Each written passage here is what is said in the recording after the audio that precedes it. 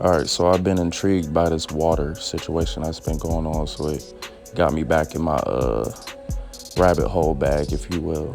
And I want to discuss Lemuria, Mu, and the continent of Atlantis, both of which in mythology or history, depending on how you look at it, were continents of the old world that had advanced civilizations. One was advanced technology wise, and the other, which was Mu, was advanced spiritually. And Atlantis had got so powerful at one point, the records show that they either blew up Mu and their continent, or something happened, a cataclysm happened to cause the two continents to end up submerged in water. And it's my theory and others' theory that this is what the Great Flood stories are based upon. So, the Polynesian Islands, which is like the Pacific Ocean, you have all these islands that kind of have a similar, it ain't kind of, they do have a similar cultural and religious spirituality based belief system. Based off my research, I think the deities and the powers that are in their belief systems come from actual survivors of the land of Mu or Atlantis. So, the quick rundown of like the two traits of each of these people would be like the people of Mu were the like aboriginal, spiritual, kind of one with nature people, right? That still to this day in these areas, that's their main spiritual belief system. And then you start moving east towards Atlantis, you get the more building, the more tool oriented, which leads to technology, right?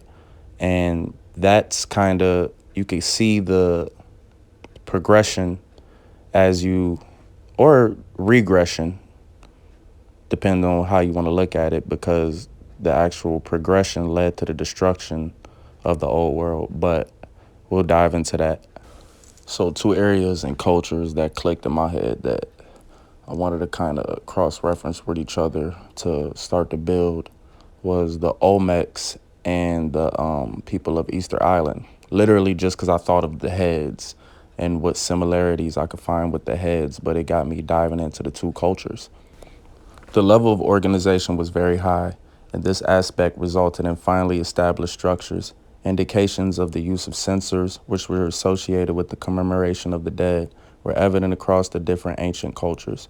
Both cultures, viz. The Olmec and Rapa Nui, constructed their structures with keen concern on the astronomical alignments. The dominant culture around the pyramids in Egypt was similar to that of the Olmec and the Rapa Nui based on their artistry works. Similarities and differences between the two cultures. Both cultures were defined through artifacts, and this aspect highlights the most strikingly similarity between the two. Both cultures established fascinating structures, which laid foundation for the civilization that took cause later on. According to some researchers, the construction of the pyramids was aimed at building the strongest structures possible at the time. The similarities and differences about the two cultures highlight the surrounding environments at the time. For instance, the Rapa Nui society lived on an abandoned island where nobody could think of visiting. The circumstances under which the inhabitants of Easter Island vanished remain widely unknown. However, the environs of Easter Island have a combination of volcanic cones and lava flows on top, being designed with arts in wood and stone, thus creating a picture of the existence of hereditary chiefs, clergymen, and a clan system. The Olmec culture of Mexico might have collapsed, but it left a lasting mark among the modern cultures of Mexico. The Olmec traded in Mesoamerica and developed trading items like knives and animal skins. In addition, the Olmec people created trade routes through the Valley of Mexico to Central America. This networking through trade led to the spread of the Olmec culture. The Olmec religion can be observed to have had specific reverence for natural places connecting to the sky and earth. They worship the sky dragon. Both the Olmec and the Rapa Nui cultures influenced the civilizations that they mixed with, especially when trading. The Olmec religion has symbols of feathered snake god, which was adopted later by other religions such as the Kokukan for the Maya. Other artistic and religious impact included common ceremonial events, sacrificial rituals, and ball courts. In terms of organization, the Olmec were authoritarian in nature, which involved high specialization of labor and patronage. Politically, the Olmec were structured in small kingdoms, which embraced peace and artistic endeavors. The social life of the Olmec involved games such as the ball games that were played against two men or two teams of four members each. The game was intended for sporting and at times betting done on outcomes. This aspect signifies superiority among the society. In addition, amongst the Olmec, the game honors successful agreement of treaties.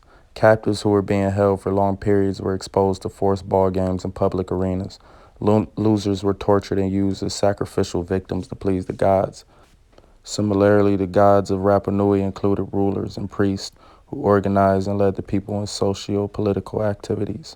Games and sporting were common social aspects that brought the people together. The ancient civilizations of the Olmec and Rapa Nui society show a number of similarities in terms of social, cultural, and political organization. However, the collapse of the two societies did not kill the progression of their culture.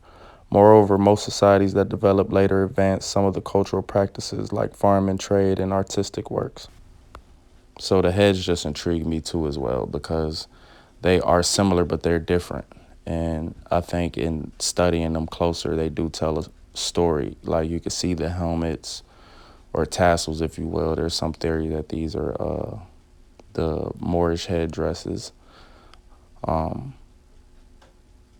But I think they mean something, that these people were two distinct people, similar in nature, but they might have had different ideals.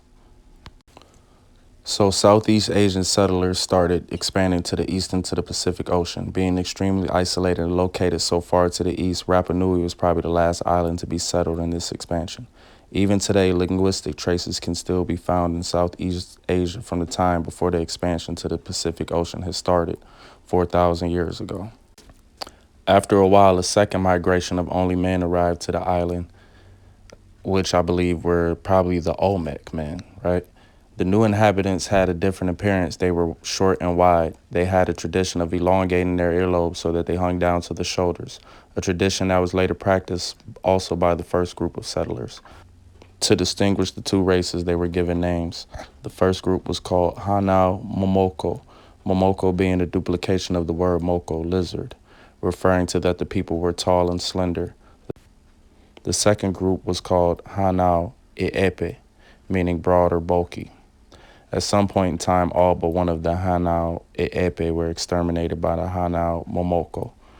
And exterminated might mean they were killed off, or they might have just been amalgamated to the other people that were there first. And I don't know. I got to do some more digging on that. The early inhabitants learned about the nature of their island and did well in agriculture. The crops were abundant enough for them to invest work into things that didn't produce any food back.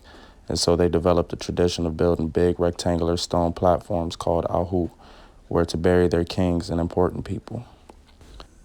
Okay, now let's dive deep for real. I think the important ancestors and deities that they deified were the Nagas and other races of Atlanteans and people of Lemuria that when the destruction happened, they had scattered and went to all these different lands where you find pyramids, right? And not just pyramids either, just you got different art depicting tools or maybe even weapons, technology that seems to be kind of replicated across the board. You got the pine cone thing and the suitcase or basket, whatever you want to call it, that appears in a lot of places. I showed the picture of the spaceship. And then you get into more towards the Atlantean mythos, which is like Egyptian and Greek, upwards up towards like Ireland, and up there where you get like the Flamorians and those type of people that went upwards. Like the people of Mu and Atlantis dispersed everywhere, and we're different groups and different names and different deities, and we're going to try to break them all down and bring them forth to the light to tell this story.